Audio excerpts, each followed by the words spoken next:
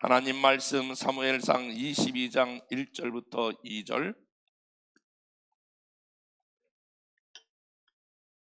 그러므로 다윗이 그곳을 떠나 아둘람 굴로 도망하매 그의 형제와 아버지의 온 집이 듣고 거리로 내려가서 그에게 이르렀고, 환난당한 모든 자, 빚진 모든 자와 마음이 원통한 자가 다 그에게로 모였고, 그는 그들의 우두머리가 되었는데 그와 함께한 자가 400명 가량 되었더라. 아멘. 우리는 날마다의 삶이 바쁜 삶의 연속입니다. 그리고 우리는 작은 나라에서 치열한 경쟁 속에 살아가는 민족 중에 하나입니다. 그렇기 때문에 사실 사람마다 이 경쟁 사회 속에서 얻어지는 마음속에 있는 상처와, 그리고 경쟁하다 보니 혼자라고 하는 외로움에 우리는 살아가고 있습니다. 겉으로는 아무런 문제가 없는 것 같지만은 속으로는 상당한 외로움이 있어 누군가에게 기대고 싶고, 그리고 이해받고 싶어 하는 그러한 삶을 살아가고 있는 것이 오늘날 현대인입니다. 그런 면에서 오늘 본문에 등장하는 아둘람 같은 우리 교회가 이제 40주년을 맞이하면서 어떤 교회가 되었으면 좋을까, 그러다가 오늘 다시 여러분들과 나누고 싶은 것이 우리 교회가 아둘람 같은, 모든 사람이 은신처와 같은, 그리고 회복의 현장이 되었으면 좋겠다라고 하는 마음을 주셔서 오늘 본문의 말씀을 같이 나누려고 합니다. 여러분, 이스라엘이라고 하는 나라, 지금도 많은 중동들로 휩싸여 있지만 그 당시에는 블레셋이라고 하는 강대국이 옆에 있었습니다. 그러니까 시간만 나면 블레셋 사람들이 작은 이스라엘을 침범하고 위협하였습니다. 블레셋의 가장 강력한 그런 장군이 있었는데 우리가 익히 들었던 바로 골리앗이라고 하는 장군이 있었고, 옛날 고대의 전쟁은 가장 그 군대와 그 나라의 대표적인 한 명이 이제 1명씩 뽑아서 전쟁을 치르게 됩니다. 삼국지 같은 데 보면 이쪽 나라의 대표, 저쪽 나라의 대표가 여러 가지 이제 칼을 들고 창을 들고 여러 합을 싸웠다, 이런 말씀이 나오지 않습니까? 그런데 골리앗이라고 하는 블레셋의 대장 골리앗을 이스라엘 백성들은 막아 싸울 사람이 없었습니다. 그래서 골리앗만 나타나면 이스라엘 백성들은 어린 아이 앞에 아이처럼 발발발발 떨고 있습니다. 사울 왕도 그와 같이 위기와 위험을 느끼고, 그가 이제 곧 이 전쟁에서 저들이 어떻게 하나 보나 하고 이제 염려하고 있을 무렵에, 잘 아시는 대로 17살 된 다윗이 골리앗을 향하여 나아가지 않습니까? 그러니까 다윗이 골리앗을 물맷돌로 쓰러뜨린 다음에 칼로 그의 목을 베어 이스라엘로 돌아옵니다. 옛날 전쟁 다시 해볼게요.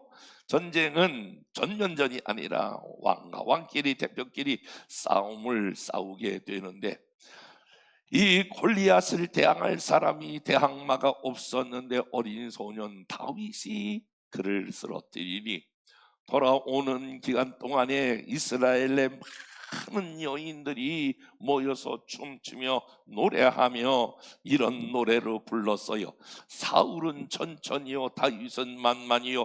사울을 왕을 따르는 사람이 1000명이면 다윗을 따르는 사람은 10,000명이다, 이러면서 노래를 불렀어요.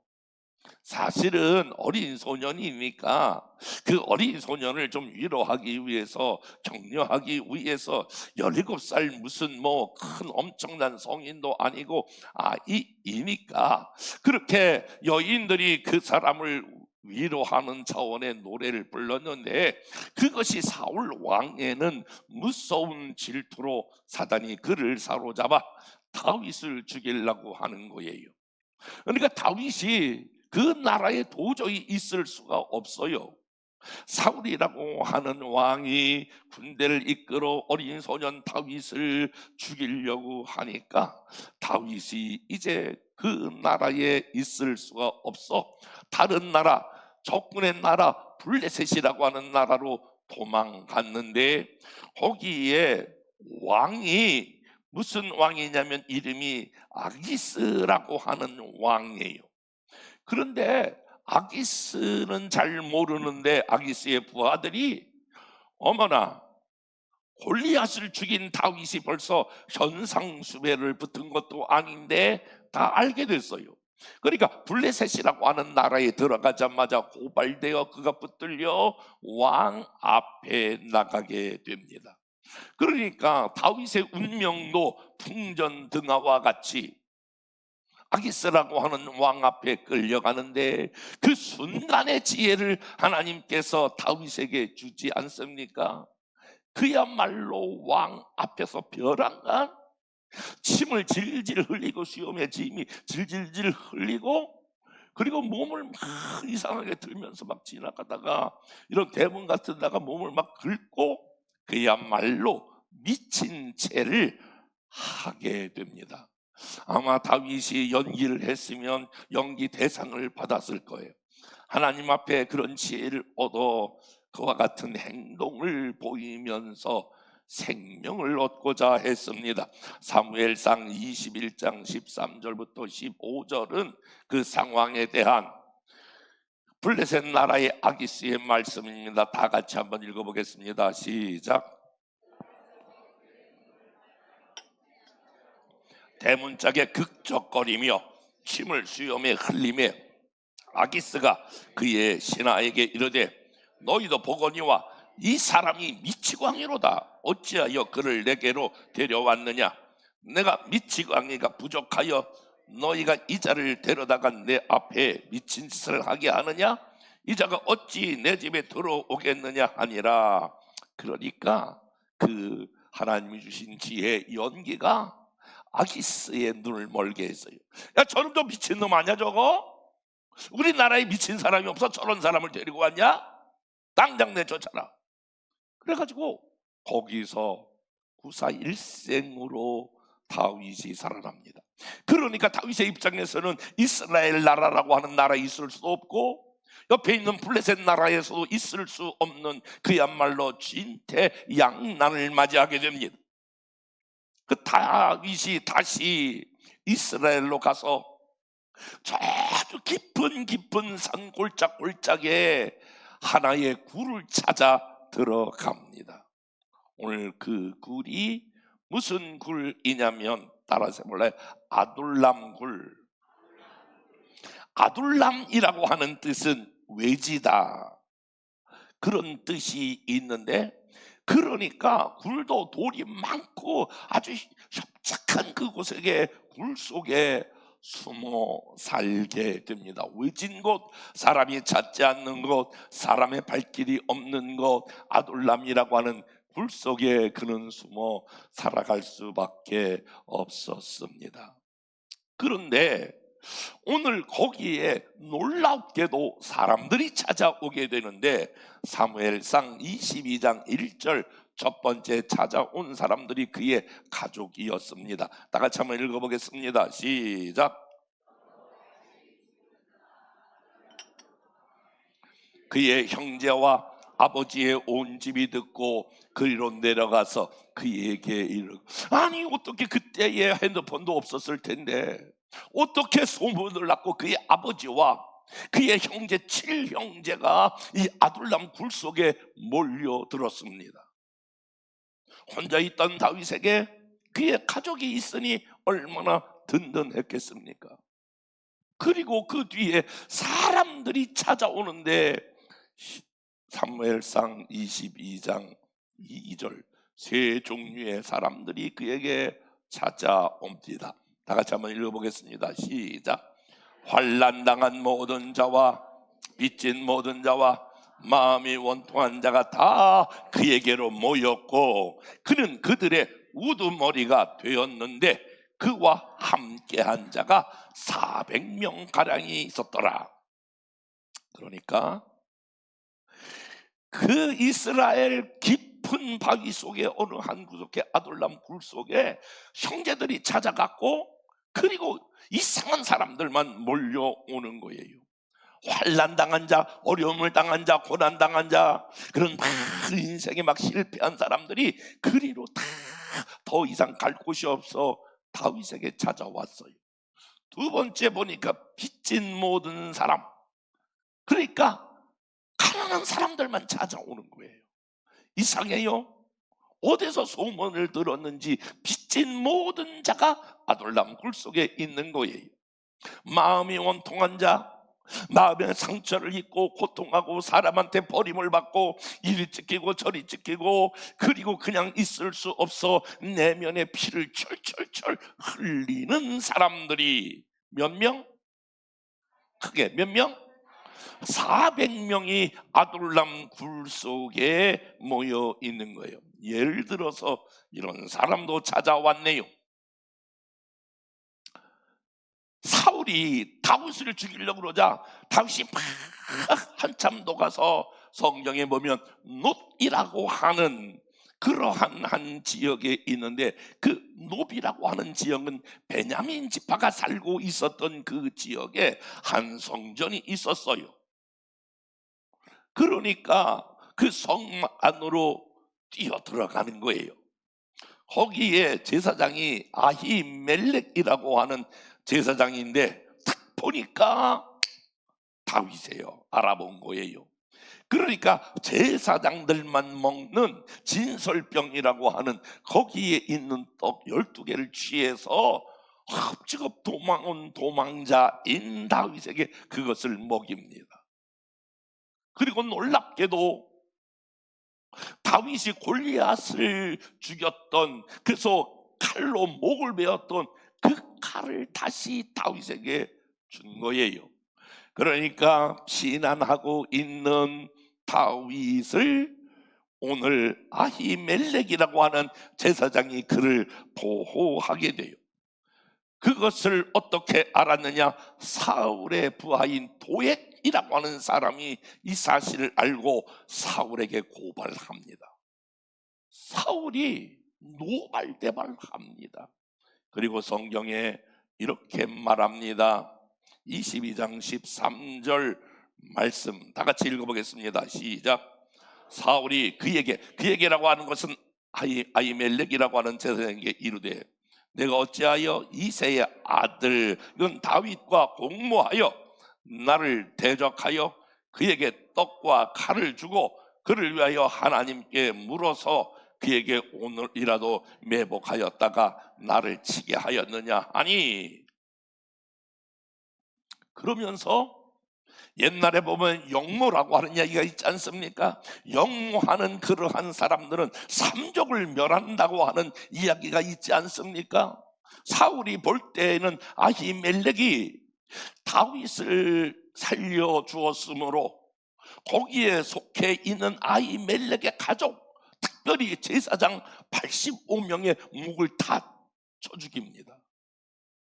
그러니까 다윗 아내를 품었다가 벼란간에 그 가족 전체가, 제사장인 가문인 그 전체 85명의 제사장이 다 피를 흘리며 비참하게 죽어가는데 거기에 한 사람이 살아남습니다. 그 사람이 아비아달이라고 하는 사람인데 그 사람이 도망 어떻게 소문을 듣고 어디까지 가느냐? 아둘람 굴까지 갑니다. 그러니까 아히멜렉이라고 하는 아비아달은 얼마나 그 마음의 상처가 깊었겠습니까? 그러니까 지금 여기 이 지역은 아둘람 굴 속에는 환난당한 모든 사람, 빚진 모든 사람, 이렇게 마음의 상처가 그 마음에 철철 흐르는 모든 사람들이 아둘람 굴 속에 400명이 모였습니다. 그런데 놀라운 것은, 아니 그 아둘람 굴 속에서 다윗과 무엇이 있었기에, 어떤 일이 있었기에 그들에게 가장 인생에 있어서 더 이상 갈 수 없는 마지막이라고 하는 그 아둘람 굴 속에 그 안에서 무슨 일이 있었기에, 여러분 아시죠? 다윗의 나라가 세워질 때에, 지금 말하면 사울의 정권이 무너지고 다윗의 정권이 새로 세워지면서 다윗이 왕이 될 때에 이 아둘람 굴 속에 있었던 모든 사람들이 다윗의 나라의 장관들이 됩니다.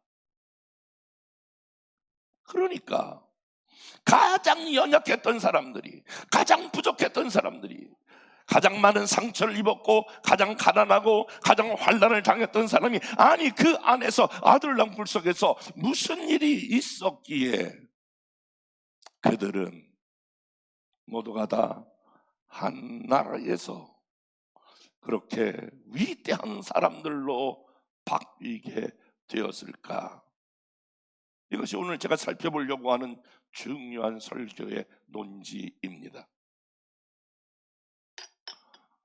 이제 창립주일이 3주밖에 남지 않았는데 86년 7월 4일 저는 제가 살고 있었던 전셋돈 700만 원을 빼서 지하실에서 교회를 개척했습니다.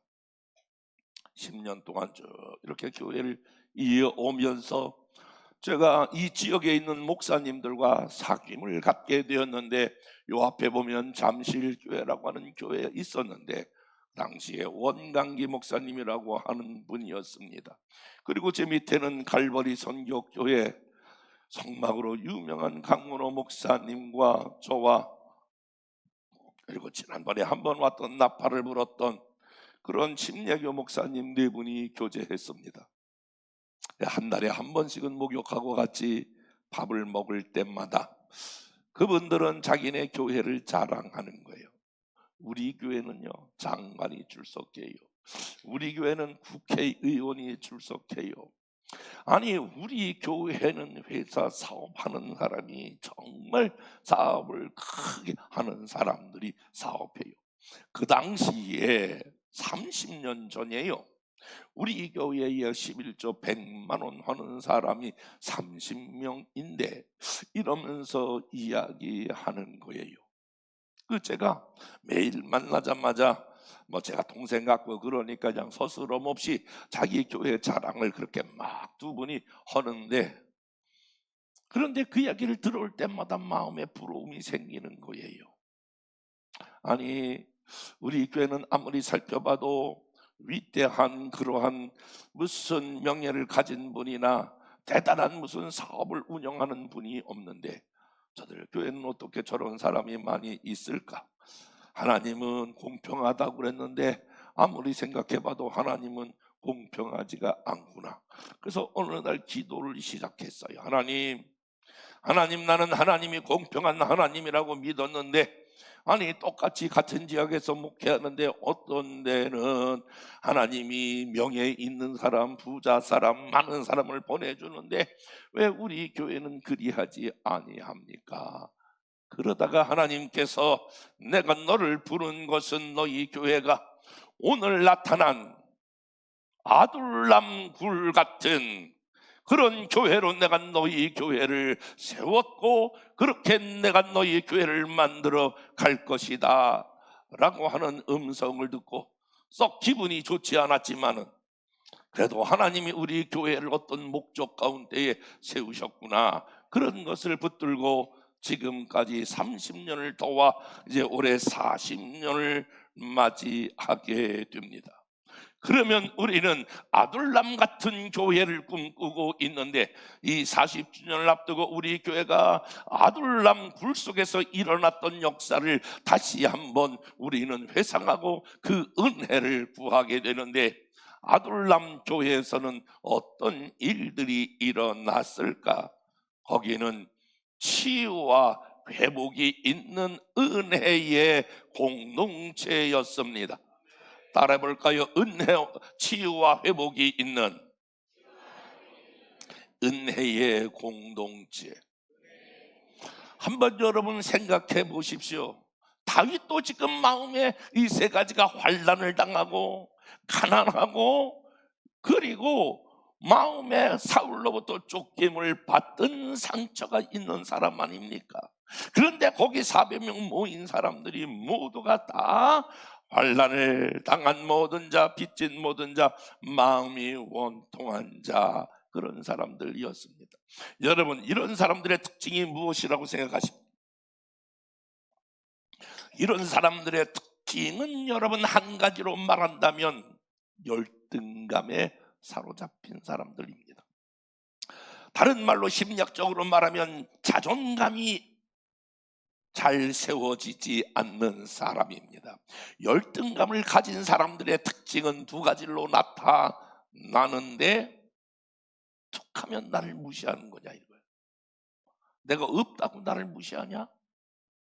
내가 이렇게 산다고 나를 어떻게 보고 그러는 거야? 그러니까 아무 말도 안 했는데 그 사람들의 특징은 열등감이야. 아니, 사람을 어떻게 알고 그래? 사람을 사람으로 아는데도 툭하면 사람을 어떻게 알고 그러는데, 날 뭘로 보고 그런 거야? 이게 주언어예요. 나를 지금 못 배웠다고 무시하는 거야? 가난하다고 무시하는 거야? 아니, 내가 지금 이렇게 산다고 나를 지금 도대체 어떻게 알고 그러는 거야? 열등감 사로잡혔어. 자존감이 낮은 사람들, 열등감에 사로잡힌 사람은 반대로 그것이 드러날 때에 다른 사람들에게 자꾸 자기를 이게 보여주려고 애쓰는 사람이에요. 내가 너보다 얼마나 괜찮은 사람인데, 너보다 뛰어나, 내가 너보다 대단해. 그 두 가지 현상인데, 심리학적으로 보면 그 열등감을 가진 사람은, 자존감이 낮은 사람들은 열등감을 갖게 됐고, 또 하나는 자기 자신에 대한 교만으로 드러나게 됩니다. 그러니까 미성숙한 사람, 문제가 많은 사람들이 모이니까 그 안에서 얼마나 지지고 볶고 지지고 그렇게 했겠어요. 지금은 저희 교회가 상당히 안정적인 그러한 모습을 감정적으로 느끼게 되는데, 초창기보다 쭉 이렇게 보면 그렇게 많이들 싸워. 제가 하는 일은 그냥 맨날 싸우는 거예요. 아이고, 우리 권사님 그 전에 2명이 있었는데 내 이름을 밝힐까 아까 생각하다가 이상하게 저희 어머니 뻘이에요. 황 권사님이라고 하는 권사님이 있고 김 권사님이 있는데 교회가 두 파로 나눠지는 거예요. 황 권사파, 김 권사파. 둘이 얼마나 싸우는지 몰라. 내가 그 싸움을 하다가 이렇게 머리가 다 휘었어. 진짜야. 막 쓰러지기도 하고, 한 사람 달래놓으면 어머니 같은 분에게 뭐라고 그럴 수도 없고, 두 분이 권사님인데 이 두 분 사이에서 사람들이 울팡질팡 어느 때 이게 옳고 저렇게 하고 정말 오랫동안 그런 갈등의 문제를, 얼마나 내가 싸움을 많이 말렸는지. 그런데 놀라운 것은 그 싸움 말린 게 하나님이 쓰시더라고. 지금 교회마다 문제가 있으면 정성진만 찾아. 교단에서 문제가 있으면 정성진 목사 거기 부흥에 가라고. 그저께도 총회장 만났는데 총회장이 나보고, 이 교회도 저기 정 목사님이 가셔야 되고 저 교회도 목사님 가서 그거 다 해결을 하셔야 될 것 같다고.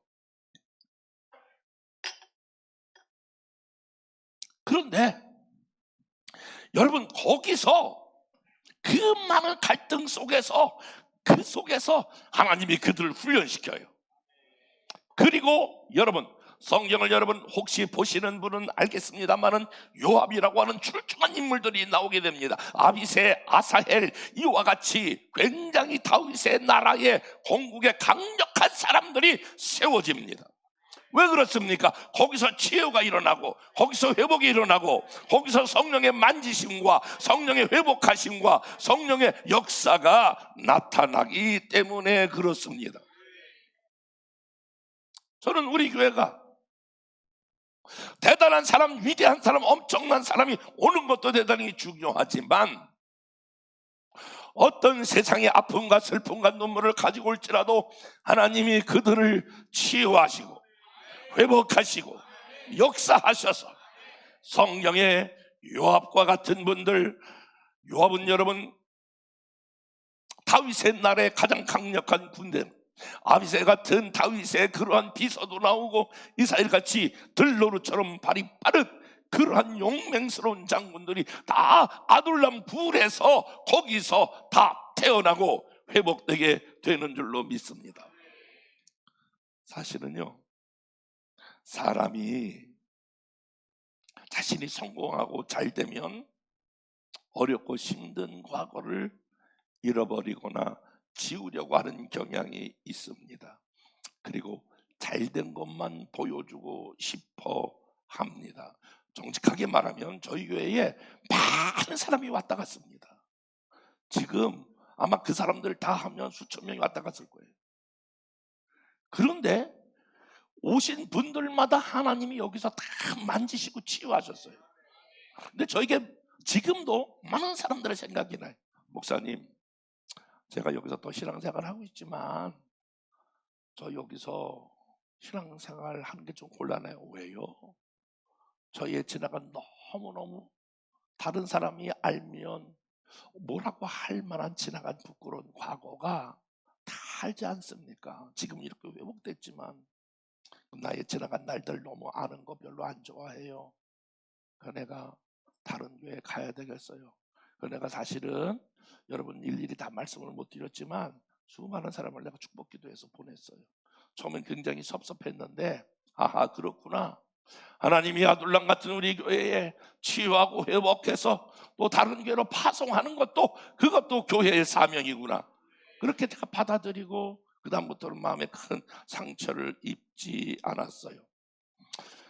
여러분 잘 아시는 대로 스탈린이라고 하는 사람도 자기가 권좌에 오른 다음에 제일 먼저 한 것은 모든 자기를 알고 있는 모든 사람을 처형하는 거예요. 과거의 나의 부족함을 알고 있었다는 게 본인의 리더십을 약화시키는 거라고 생각했기 때문에 그래요. 그러니까 옛날부터 오랫동안 남아있는 분들은 대단히 훌륭한 분들이에요. 저도 그렇고 여러분들도 그렇고 옛날을 회상하면 한 사람 한 사람이 부끄럽지 않은 모습이 어디 있겠습니까? 연약한 모습이 드러나지 않은 사람이 어디에 있습니까? 사랑하는 여러분, 저와 여러분이 어떤 모습으로 왔든지 정직하게 내가 이 제단에 처음 발을 들여놓았을 때를 잊지 마셔야 합니다. 이스라엘 백성들의 위대한 장수들로 다 했던 것은 아둘람 굴에서 내가 거기를 찾아왔을 때에 어떤 상황이었는가? 여러분 가운데 환난을 당한 사람은 없는지?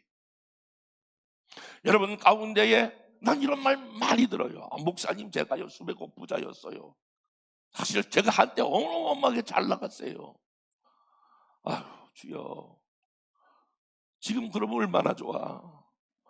다 까먹었어요. 빈 털털이에요. 그런데 하나님이 지나간 날 눈물들, 지나간 날 슬픔들, 아픔들 하나님께서 치유하시고 다시 회복하게 하실 줄 믿습니다. 그러기에 지나간 날들을 하나님이 나를 어떻게 만나 주셨는지, 어떻게 치유했는지, 어떻게 회복했는지 하나님의 은혜를 잊지 마셔야 합니다.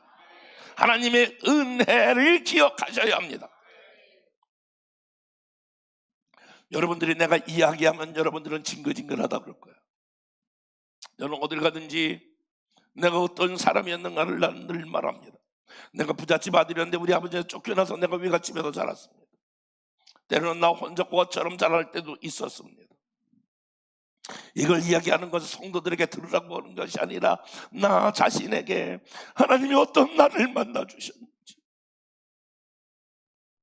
하나님이 내게 어떤 은혜를 베풀었는지 내가 잊어버리지 않으려고 그래.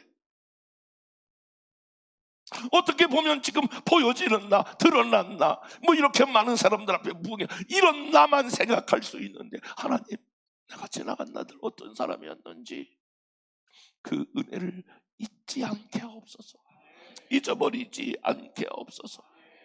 다윗이 왕이 됩니다. 그런데 다윗이 왕이 되어서 야, 내가 그 고난을 겪고 이런 왕이 되었어, 이렇게 고백하지 아니하고 자기가 목동 시절에 있었던 일, 그 가운데 하나님이 도와주셨던 일, 하나님이 함께 했던 일을 늘 노래하고 찬양하고 아둘람 굴 속에 있었던 시절을 잊지 않았습니다. 하나님이 다윗을 치유하고, 그리고 그와 함께 있던 400여 무리들도 다윗이 치유를 받았으니 하나님이 그 아둘람 굴 속에 있었던 모든 환난당한 자, 빚진 자, 마음에 원통한 자가 그곳에서 치유되어 다윗의 나라의 위대한 인물들로 바뀌게 된 줄로 믿습니다. 그 아둘람 굴 속에는 하나님께서 쓰임받는 은혜의 공동체가 되었습니다.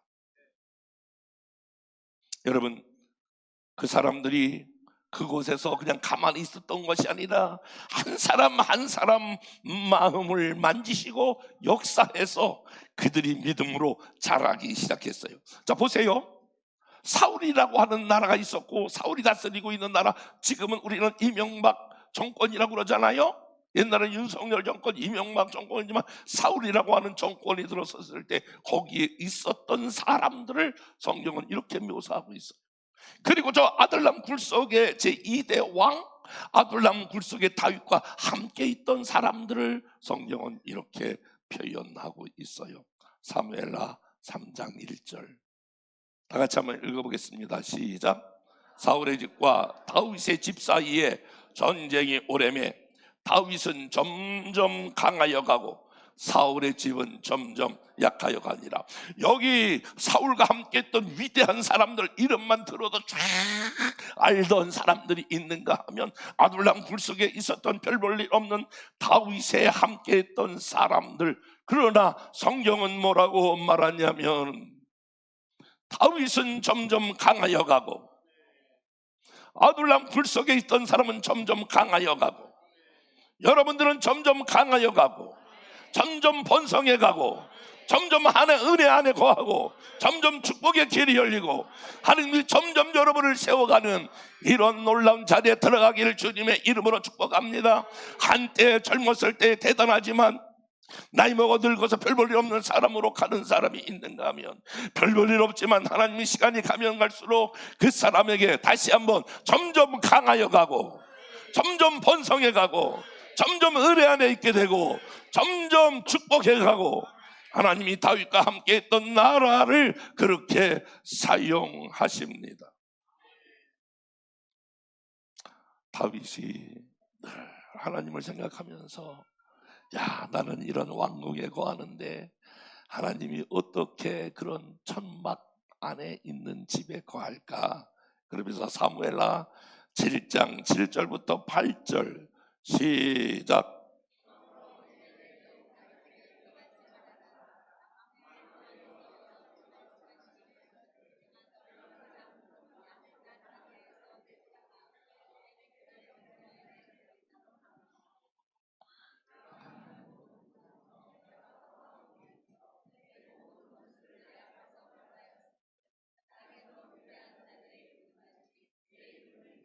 한번 따라서 합시다. 내 이름을 위대하게 만들어주리라. 다윗은 출신이 아둘람 굴 출신이었지만은 하나님께서 다윗이 하나님을 사랑하러 말미암아 내 이름을 위대하게 만들어주리라. 한번 옆에 사람과 악수하면서 하나님이 집사님의 이름을 위대하게 만들어주십니다.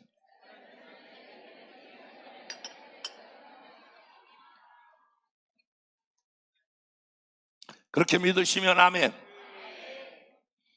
아둘람 굴 같은 그러한 교회라고 여러분, 에이 이 교회는 유명한 사람도 없네, 뭐 연예인도 없네, 재벌도 없네, 회사 뭐 어마어마한 사장도 없네, 정치인도 없네, 그렇다고 여러분 얕보시면 안 돼. 이렇게 옆에 사람과 그렇다고 우습게 생각하면 안 돼. 시작.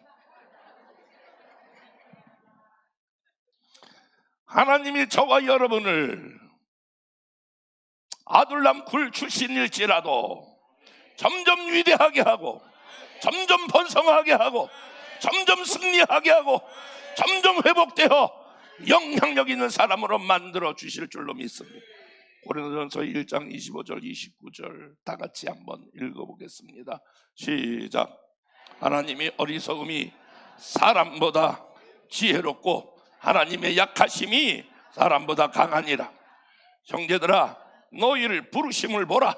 육체를 따라 지혜로운 자가 많지 아니하며 능한 자가 많지 아니하며 문벌 좋은 자가 많지 아니하도다. 그러나 하나님께서 세상에 미련한 것들을 택하사 지혜 있는 자들을 부끄럽게 하려 하시고, 세상에 약한 것들을 택하사 강한 것들을 부끄럽게 하려 하시며, 하나님께서 세상에 천한 것들과 멸시받는 것들과 없는 것들을 택하여 있는 것을 패하게 하시나니, 이는 아무 육체도 하나님 앞에서 자랑하지 못하게 하려 함이라. 아둘람 굴 속에 있는 사람은 자기를 알았어요. 이렇게 변화된 게 하나님의 은혜다, 하나님의 도우심이다, 하나님의 역사다. 그런데 그렇지 않는 사람들은, 사울의 나라는 다 하나님 앞에서 다 자기를 자랑하니까 하나님의 영광, 하나님의 임재가 함께하지 않는 거예요. 사랑하는 여러분, 우리 교회는 평신도를 훈련하여, 그 당시에 내가 그래서 이거 기도, 하나님 아둘람 굴 속에 있는 사람이 전부 다 놀라운 자리에 들어가는데, 평신도를 훈련하여 사역자로 세우고 하나님이 쓰시는 사람으로 세우는 교회가 되게 하옵소서. 옆에 사람과 우리 집사님, 권사님, 장모님, 하나님 쓰시는 사람이 될 겁니다. 시작.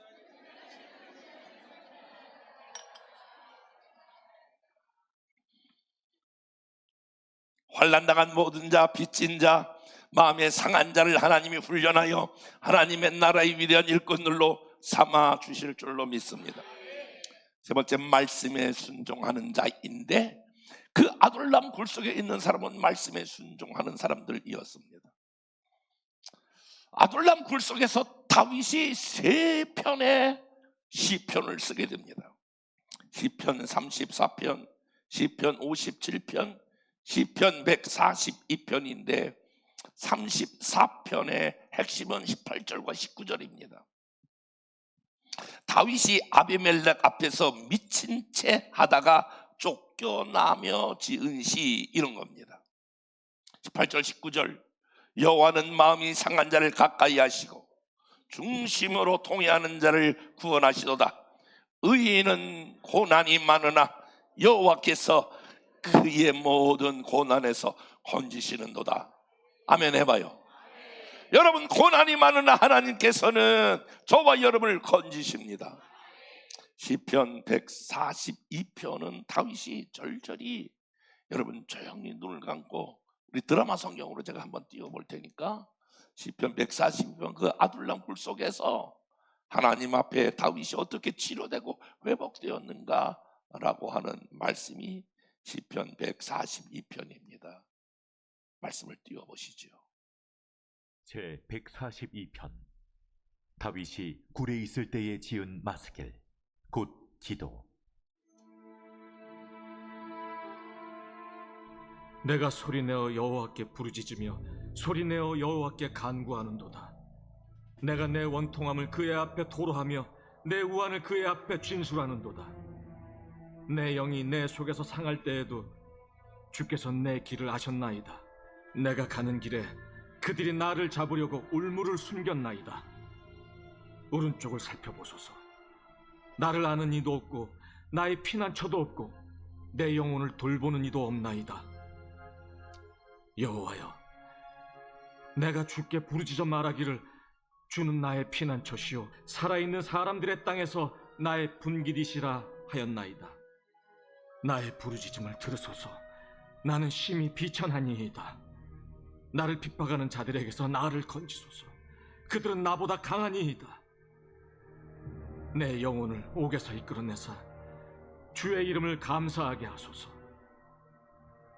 주께서 나에게 갚아주시리니 의인들이 나를 두르리이다.